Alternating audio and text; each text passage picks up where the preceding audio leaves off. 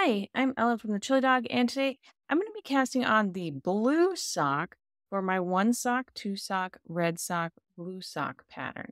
I'm going to use the long tail cast on. Usually, when I do the long tail cast on, I hold my working yarn and my yarn tail in the slingshot position. But there's another way to execute this cast on that may feel a little more natural to English style knitters. Even though it produces the exact same results, your yarn is managed differently. Let's get started. Just like for the traditional long tail cast on, we're going to start by leaving a yarn tail that's approximately 3 to 4 times the length of our cast on edge, and then make a slip knot. Place that loop onto your knitting needle and then pull the working yarn to tighten things up. That loop counts as our first cast on stitch. Next, tension the working yarn on your right hand just as if you would when you're knitting English style. I generally do that just by weaving the yarn over, under the fingers on my right hand. But there are other ways to tension, and that is perfectly fine as well. Next, you want to hold on to that yarn tail with your left hand. Just wrap the fingers of your left hand around the tail. And as you're casting on, you don't need to let go. It helps maintain your tension if you keep a grip on this throughout the cast on.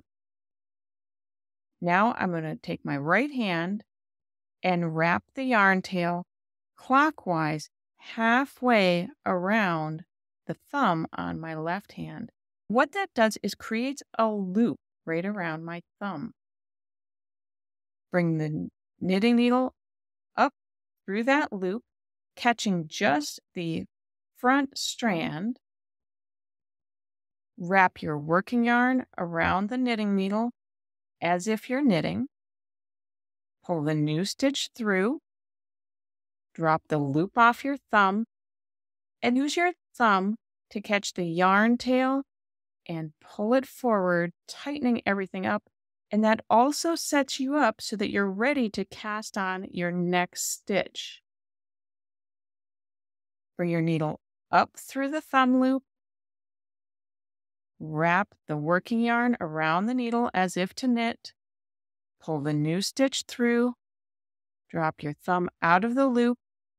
Use your thumb to pull that yarn tail and tighten things up.